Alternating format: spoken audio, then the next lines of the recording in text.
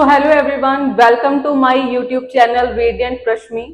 तो आज की वीडियो के अंदर बेसिकली हम मोस्ट इम्पोर्टेंट जो एरर डिटेक्शन के रूल्स हैं in a form of sentences उसको सॉल्व करेंगे। तो एरर डिटेक्शन एक ऐसा टॉपिक है जो हर एक एग्जाम्स के अंदर पूछा जाता है और ज्यादातर स्टूडेंट इसको ओवरलुक कर देते हैं क्योंकि इंग्लिश हर किसी को थोड़ी मुश्किल लगती है।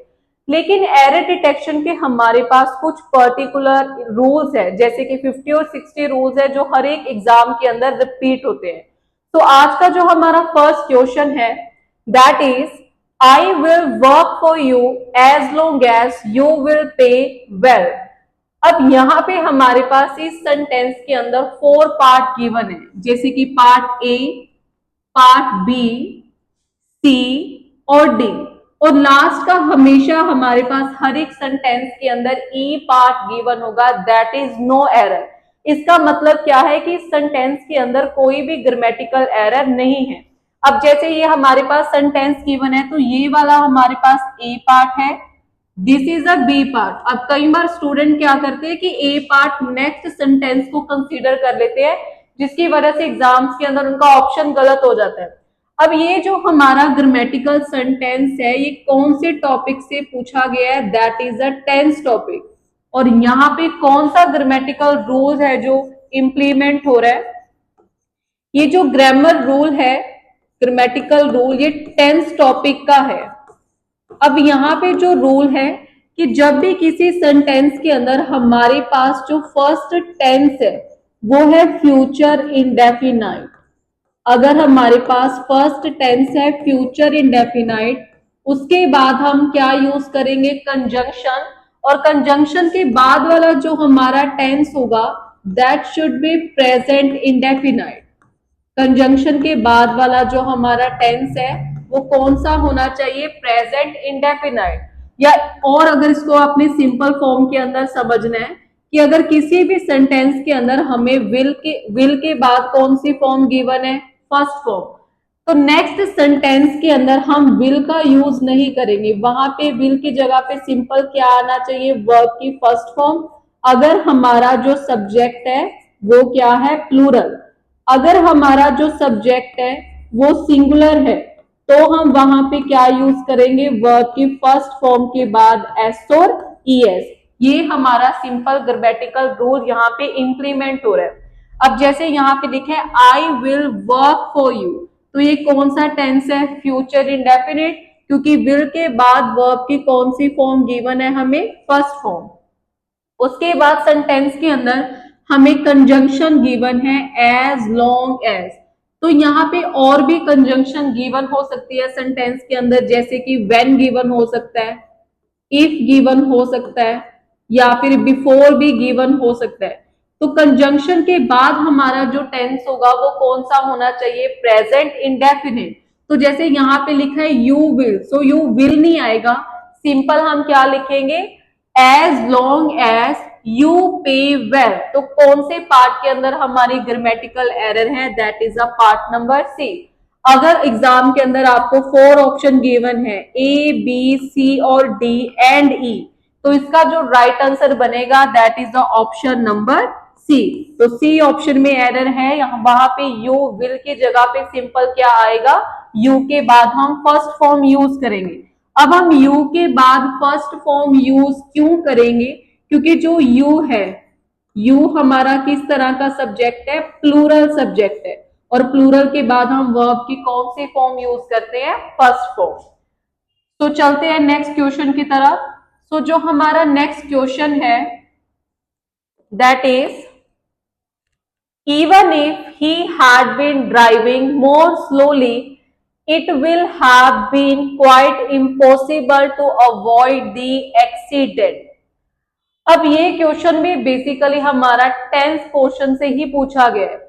फॉर एग्जाम्पल अगर हमारी किसी भी सेंटेंस के अंदर, अब यहाँ पे जो ग्रामेटिकल रूल है हमारा, अगर किसी भी सेंटेंस का फर्स्ट पार्ट पास्ट टेंस के अंदर गिवन है, अगर किसी भी सेंटेंस का जो फर्स्ट पार्ट है वो पास्ट टेंस के अंदर गिवन है, पास्ट टेंस के बाद हमें कोई भी कंजंक्शन गिवन हो सकती है, तो पास्ट का जो हमारा कॉम्बिनेशन है वो हमेशा किसके साथ बनता है, पास्ट टेंस के साथ ही बनेगा।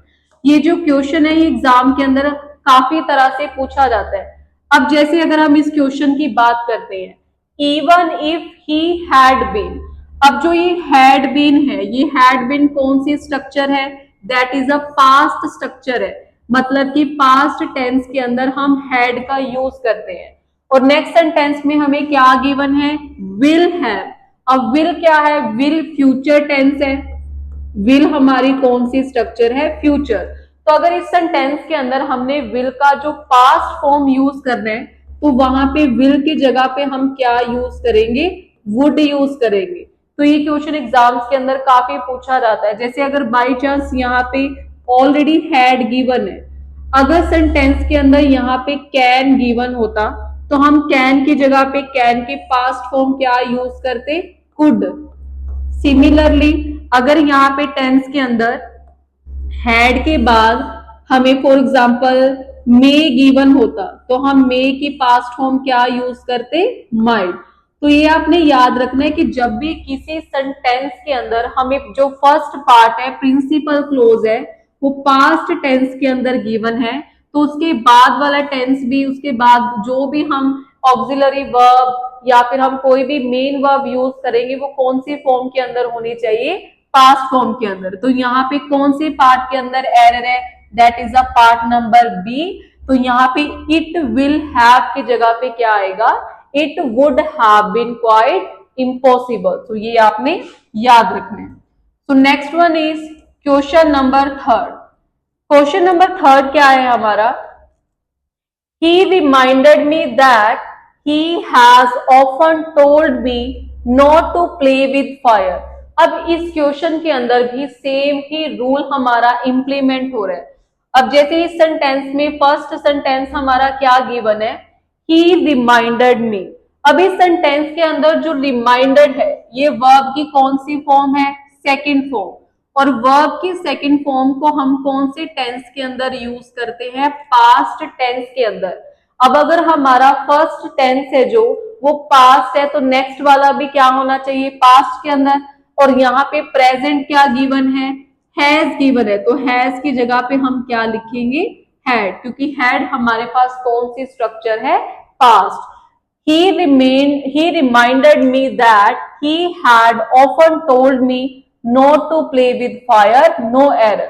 तो इस सेंटेंस के अंदर कौन से पार्ट के अंदर हमारी ग्रामेटिकल एरर है, that is a part number B. So ये आपने याद रखना है कि किसी भी सेंटेंस के अंदर अगर हमारे पास फर्स्ट स्ट्रक्चर पास्ट है तो इसका कॉम्बिनेशन किसके साथ बनेगा, पास्ट के साथ ही बनेगा।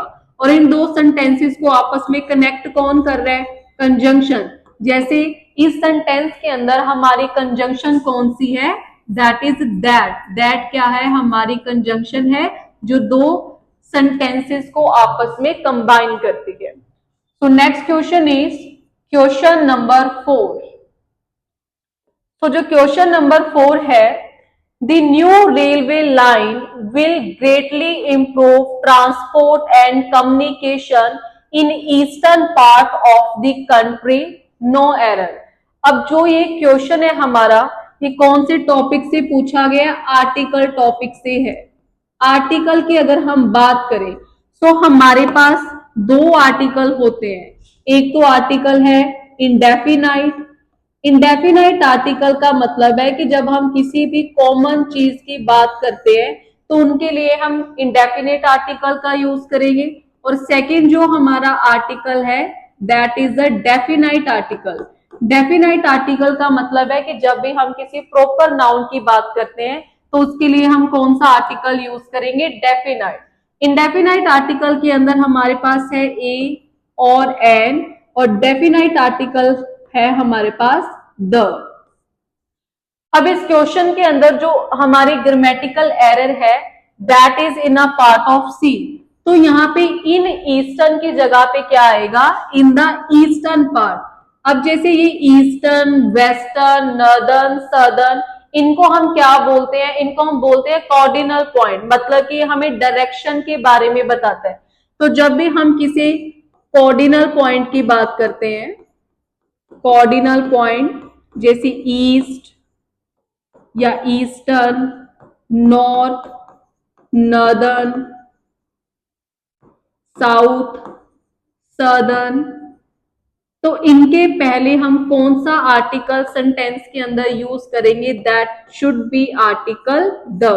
ऐसे ही अगर हम किसी भी पर्टिकुलर ऑर्डिनल की बात करते हैं, ऑर्डिनल का मतलब क्या होता है? जैसे हम बोलते हैं फर्स्ट, सेकंड, थर्ड, इनको हम क्या बोलते हैं? ऑर्डिनल।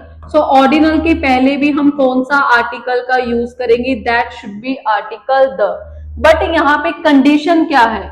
यहाँ पे कंडीशन ये है कि इन वर्ड के बाद अगर हम किसी भी सेंटेंस के अंदर ऑर्डिनल के पहले द आर्टिकल यूज करते हैं तो उसके बाद हमारे पास कॉमन नाउन का होना जरूरी है। कॉमन नाउन, ये नहीं है कि हम किसी भी वर्ड के साथ आर्टिकल यूज करेंगे, वहां पे हमारे पास क्या गिवन होना चाहिए?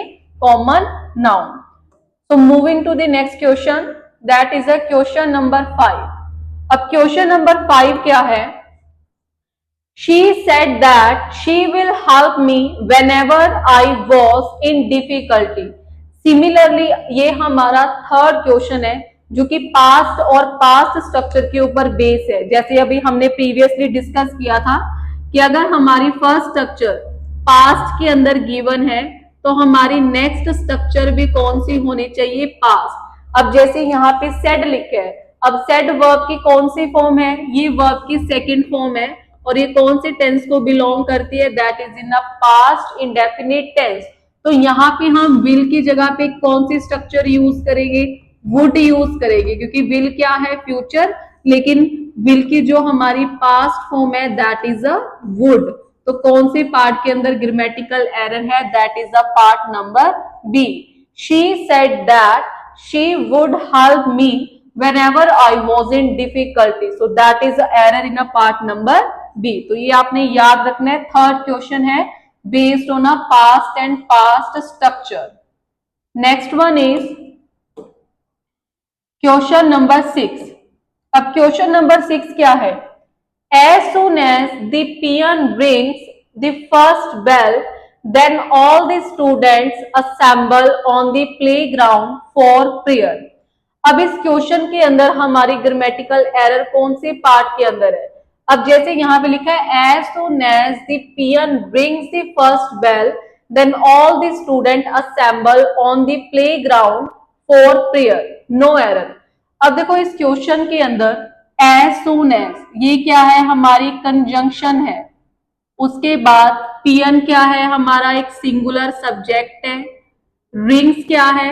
वर्ब की फर्स्ट फॉर्म के साथ एस, मतलब कि सिंगुलर सब्जेक्ट के साथ हम वर्ब भी कौन सी यूज करेंगे? Singular. The first bell, then all the student assemble on the playground. So इस सेंटेंस के अंदर हमारी कोई भी ग्रामेटिकल एरर नहीं है।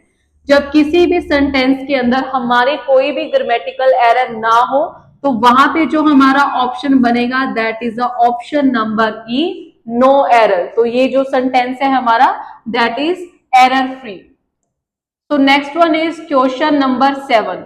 अब क्वेश्चन नंबर 7 क्या है?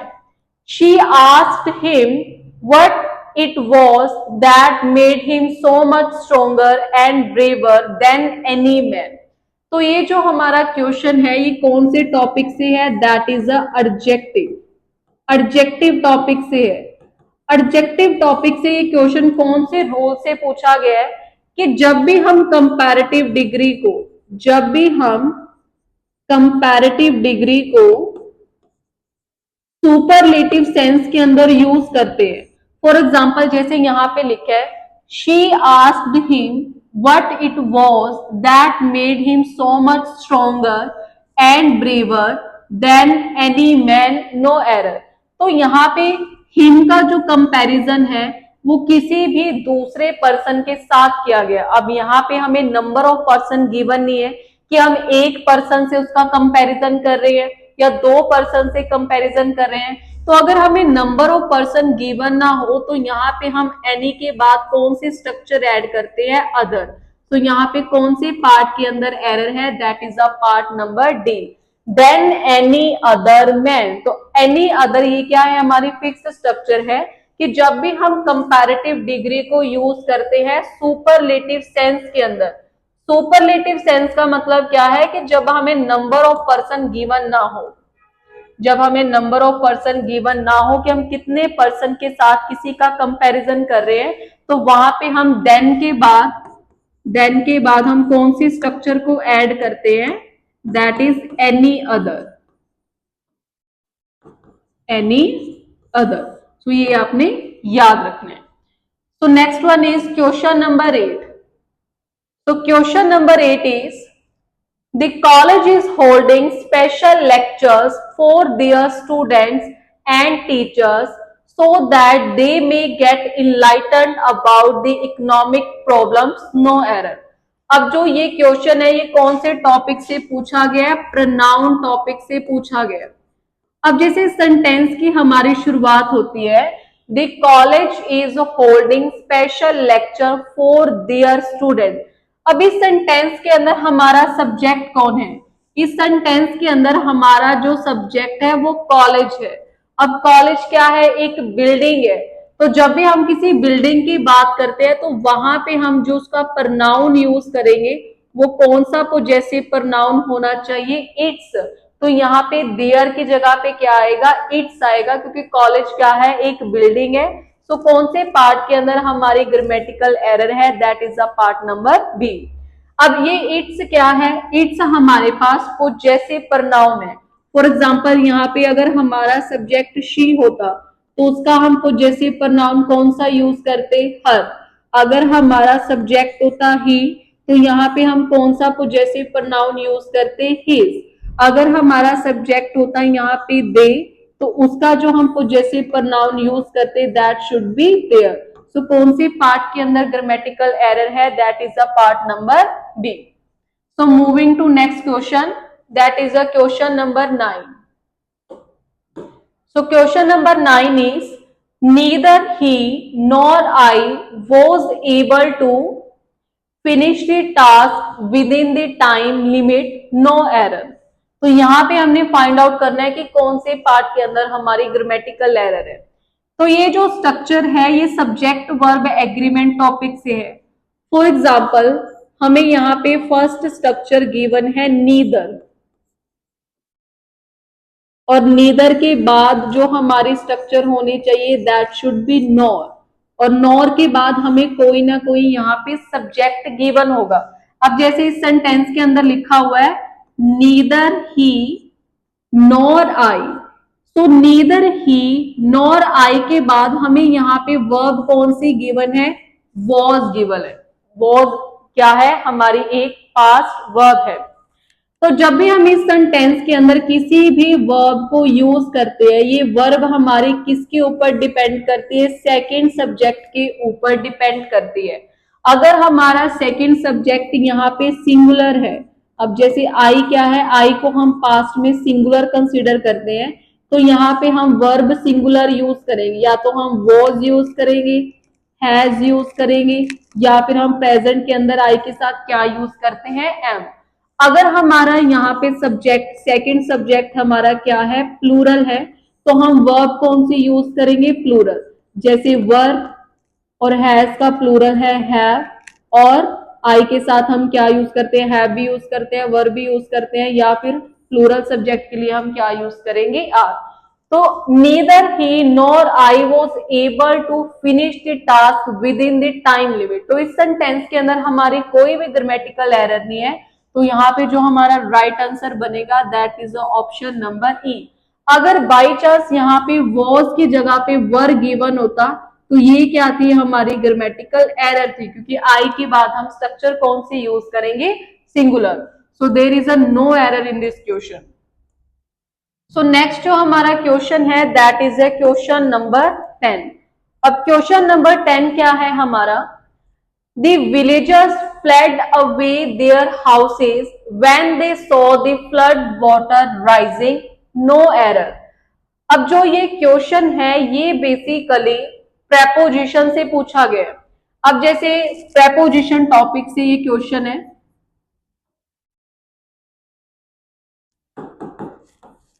प्रेपोजिशन। अब जैसे क्वेश्चन है द विलेजर फ्लड अवे। अब यहाँ पे हमने एक वर्ड यूज किया हुआ है फ्लड। फ्लड का बेसिकली मतलब क्या होता है? रन आउट, मतलब कि रनिंग अवे, किसी चीज से दूर भाग जाना, तो इसको हम क्या बोलते हैं? फ्लड बोलते हैं। तो यहाँ पे फ्लड के साथ जो हमने वर्ड यूज किया है अवे, तो ये क्या है? सुपरफ्लोज है। मतलब कि फ्लड का ऑलरेडी मतलब क्या होता है? Running away. तो इस वर्ड के साथ हम अवे का यूज नहीं करेंगे, तो अवे का यूज हमारे लिए क्या है? सुपरफ्लोज है। तो कौन से पार्ट के अंदर एरर है? That is the part number A. तो जब भी एग्जाम्स के अंदर ऐसे क्वेश्चंस आते हैं, यहाँ पे एरर को डिटेक्ट करना थोड़ा सा कंफ्यूजिंग होता है, क्योंकि इन सेंटेंसेस के लिए ना आपको फिक्स्ड प्रेपोजिशन आनी चाहिए। अगर आपको फिक्स्ड प्रेपोजिशन आती है तभी आप ऐसे क्वेश्चंस को सॉल्व कर सकते हो। तो कौन से पार्ट के अंदर एरर है? That is the part number A. तो नेक्स्ट जो हमारा क्वेश्चन है, the theory of relativity is so complicated as we cannot describe it in a few sentences। अब जो ये क्वेश्चन है हमारा, ये कौन से टॉपिक से है? That is from the topic of conjunction. तो कंजंक्शन टॉपिक से हमारा जो ये क्वेश्चन है वो पूछा गया है।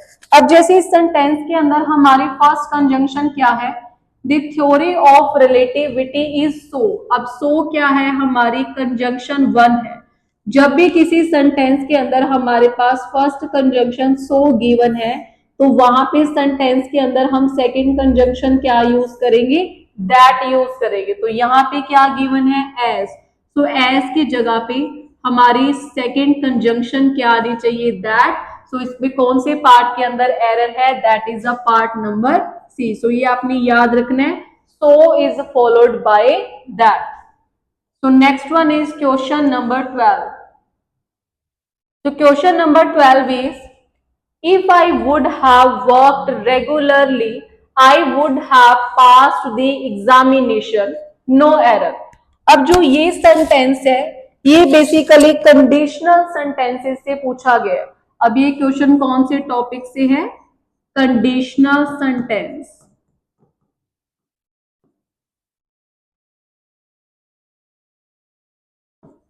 Conditional sentences. अब जैसे इस क्वेश्चन के अंदर हमारे पास कौन सी स्ट्रक्चर गिवन है? इफ। तो जब भी हमारा कोई क्वेश्चन इफ स्ट्रक्चर से स्टार्ट होता है तो उसको हम क्या बोलते हैं? कंडीशनल सेंटेंसेस बोलते हैं। तो जैसे यहाँ पे लिखा है इफ आई वुड हैव, तो यहाँ पे वुड हैव स्ट्रक्चर की जगह पे हमारे पास क्या आना चाहिए? Had structure. If I had worked regularly I would have passed. मतलब कि कोई काम हमने किया नहीं है, लेकिन वो हमारी इमेजिनेशन में है कि अगर हम ये काम करते तो इसका ये रिजल्ट होता। तो वहां पे हम कौन सी स्ट्रक्चर यूज करेंगे? फर्स्ट सेंटेंस के अंदर हमारे पास क्या आएगा? हैड आएगा। और सेकंड स्ट्रक्चर के अंदर हम क्या यूज करेंगे? Would have. अब ये भी सेम स्ट्रक्चर है कि हैड हमारे पास कौन से टेंस के अंदर है? Had is a past structure. तो उसके बाद भी हम कौन सी स्ट्रक्चर यूज करेंगे? पास्ट। तो यहाँ पे दो बार वुड हैव नहीं आएगा। फर्स्ट स्ट्रक्चर में हम कौन यूज करेंगे? कौन सी helping verb? That should be had. So next one है question number 13। No man in our country is as rich as he is। अब ये क्वेश्चन भी एडजेक्टिव का है। हम किसी भी पर्सन का कंपैरिजन कर रहे हैं कंट्री के पर्सन के साथ, मतलब कि यहाँ पे भी हमें नंबर ऑफ पर्सन है जो वो गिवन नहीं है। तो अभी हमने पढ़ा था कि जब भी हम डिग्री को यूज करते हैं सुपरलेटिव सेंस के अंदर, जहां पे हमें नंबर ऑफ पर्सन गिवन ना हो, तो वहां पे हम कौन सी स्ट्रक्चर यूज करेंगे? नो एनी अदर मैन, या हम यूज कर सकते हैं no other man in our country is as rich as he is. तो यहाँ पे कौन से पार्ट के अंदर एरर है? That is a part number A. Next question is question number 14। A letter of recommendation from the principal and the head of English department have helped him to get this lucrative job। अब इस sentence के अंदर हमारे जो grammatical error है वो basically subject verb agreement topic से है। Subject and verb agreement. a letter of recommendation from the principal and the head of English department has helped him। अब यहाँ पे इस सेंटेंस के अंदर जो हमारा सब्जेक्ट है वो कौन है, लेटर ऑफ रिकमेंडेशन। अब लेटर ऑफ रिकमेंडेशन हमारा किस तरह का सब्जेक्ट है, सिंगुलर सब्जेक्ट है, तो यहाँ पे हम वर्ब भी कौन सी यूज करेंगे, सिंगुलर। तो हैव की जगह पे क्या आएगा, हैज आएगा। और ये कौन से पार्ट के अंदर ग्रामेटिकल एरर है, that is the part number C. तो सब्जेक्ट वर्ब एग्रीमेंट हमें क्या बताता है कि अगर जो हमारा सब्जेक्ट है, अगर हमारा सब्जेक्ट क्या है, सिंगुलर, तो सिंगुलर के केस में हम वर्ब भी कौन सी यूज करेंगे, सिंगुलर वर्ब यूज करेंगे। अगर हमारा सब्जेक्ट क्या है, प्लूरल है, तो वहां पे हम वर्ब भी सेंटेंस के अंदर कौन सी यूज करेंगे, that should be a plural verb. ठीक है जी। सो नेक्स्ट जो हमारा क्वेश्चन है, that is a question number 15। Question number 15, the girl said that she preferred the blue gown than the black one। अब ये भी हमारा फिक्स प्रेपोजिशन और एडजेक्टिव दोनों टॉपिक से कंसीडर किया जा सकता है। तो जब भी हम किसी सेंटेंस के अंदर प्रेफर्ड स्ट्रक्चर को यूज करते हैं, तो प्रेफर्ड के बाद हम फिक्स प्रेपोजिशन को यूज करेंगे, दैट शुड बी टू। अब यहाँ पे प्रेफर्ड की जगह पे हम देन नहीं लगाएंगे, क्या लगाएंगे, preferred to the black one. So कौन से पार्ट के अंदर एरर है, that is a part number D. तो ये थे कुछ इंपॉर्टेंट ग्रामेटिकल स्ट्रक्चर जो कि हमने सॉल्व किए। ये प्रीवियस ईयर क्वेश्चन है जो बहुत सारे एग्जाम्स के अंदर पूछे जा चुके हैं। इसके बाद 10 क्वेश्चंस और गिवन है जिनको आपने खुद सॉल्व करना है। और ये क्वेश्चन है जो अभी हमने जितने भी रूल्स डिस्कस किए हैं ये बेसिकली उसी के बेस पे है। तो ये 25 टोटल क्वेश्चंस है जिसको आप खुद सॉल्व करोगे। तो अगर आपको इसकी पीडीएफ चाहिए तो हमारा जो टेलीग्राम का लिंक है वो डिस्क्रिप्शन में गिवन है, वहां से आपको इस टॉपिक की जो टेलीग्राम है वो मिल सकते, टेलीग्राम से आपकी पीडीएफ मिल जाएगी आपको। और साथ ही में आप हमारा जो इंस्टाग्राम है वो भी ज्वाइन कर सकते हैं, जहां पे हम स्टैटिक जीके के कुछ फैक्ट है वो शेयर करते हैं। So for more update don't forget to like and subscribe our channel. So thank you so much. तो मिलते हैं नेक्स्ट वीडियो में जहां पे हम स्टैटिक जीके के कुछ इंटरेस्टिंग टॉपिक है उनको डिस्कस करेंगे।